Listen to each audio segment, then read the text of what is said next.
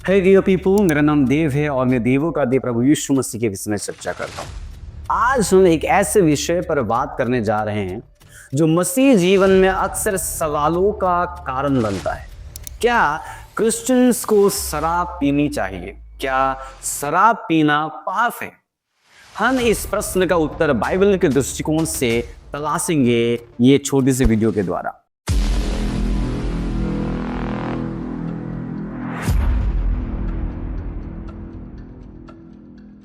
सबसे पहले, what does the Bible say about alcohol? Bible शराब के बारे में क्या कहती है? बाइबल में शराब का उल्लेख कई बार आता है, कुछ सकारात्मक संदर्भ में और कुछ नकारात्मक संदर्भ में। अगर हम पॉजिटिव मेंशंस को देखेंगे, अगर कुछ सकारात्मक उल्लेख देखेंगे, भजन संहिता 104 का 14 से 15 में लिखा है कि परमेश्वर ने अंगूर का रस दिया जिससे मनुष्य का मन आनंदित होता है। यीशु ने काना के विवाह में पानी को द्राक्षमधु वाइन में बदला, जो कि लिखा यूहन्ना 2 का 1 से 11 में, और ये यीशु मसीह का पहला चमत्कार था। इससे स्पष्ट है कि वाइन अपने आप में पाप नहीं है। Now let us discuss what are the negative mentions we find about wine in the Bible. Bible में नकारात्मक उल्लेख क्या क्या है शराब के बारे में? हम देखते हैं, नीति वचन 20 का 1 कहता है, दाख मधु खट्टा करने वाला है और मध्य हलचल मचाने वाला, जो कोई उससे बहकता है वो बुद्धिमान नहीं। इफिसियों के पत्री अध्याय 5 का 18 में भी लिखा जाता है, और दाख मधु से मतवाले न बनो जिसमें लुचपन है। शराब का दुरुपयोग, विशेष रूप से नशे की हालत, स्पष्ट रूप से पाप है, जो कि हम यहां से देख सकते हैं। Now, is drinking alcohol sin? क्या शराब पीना पाप है? क्योंकि हम देखते हैं यीशु himself, Jesus himself was drinking.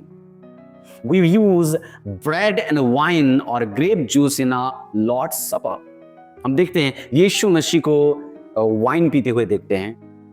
हम देखते हैं लॉर्ड्स सपर में वाइन या द्राक्ष रस का इस्तेमाल करते हुए देखते हैं।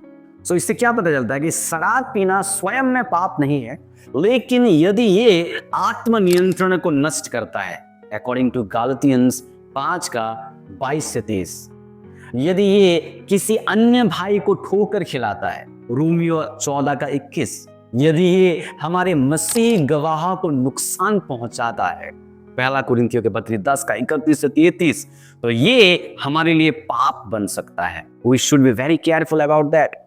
सो इन सारे उल्लेखों से हमको पता चलता है कि ये हमारे लिए पाप के कारण और पाप बन सकता है इफ वी ड्रिंक अल्कोहल। इन वचनों के आधार पर हम याद रखें, मसीह जीवन का मूल सिद्धांत क्या है? All things are lawful, but not all things are helpful। पहला कुरिन्थियों के पत्री अध्याय 10 का 23 में लिखा जाता है, सब कुछ तो मुझे उचित है, परंतु सब कुछ लाभदायक नहीं है।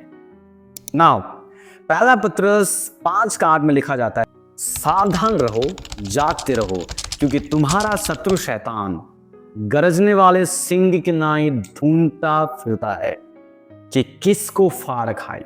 एक मसीही के रूप में हमें आत्मिक रूप से चौकस रहना है। नशे की स्थिति इस चेतना को धुंधला कर देती है, because we have Christian liberty and responsibility. मसीह स्वतंत्रता और जिम्मेदारी है। हमें मसीह में स्वतंत्रता मिला है, परंतु ये स्वतंत्रता दूसरों के लिए ठोकर का कारण ना बने। रोमियो का पत्र अध्याय 14 का 13 में लिखा जाता है, अब से हम एक दूसरे पर दोष ना लगाएं, पर ये ठान लो कि कोई अपने भाई के आगे ठोकर खाने या गिरने का कारण ना रखे।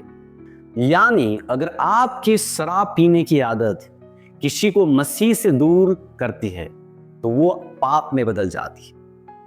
अगर शराब आपकी आत्मिक बढ़ोतरी, गवाही या किसी और की आस्था को प्रभावित कर रही है, तो सबसे अच्छा यही है कि आप इससे दूर रहें। सो फ्रेंड्स, मसीह जीवन केवल क्या सही है या क्या गलत है का पालन नहीं है। ऐसे मौके में मुझे याद आता है पहला कुरिन्थियों के पत्र 10 का 31, जहां पर लिखा है, क्या ये मसीह की महिमा के लिए है? आइए हम संयम, प्रेम और उत्तरदायित्व से भरा जीवन जिए और जांचे हर एक कार्य करने से पहले कि क्या ये मसीह के महिमा के लिए है। Thank you so much for watching. God bless you. See you soon, people.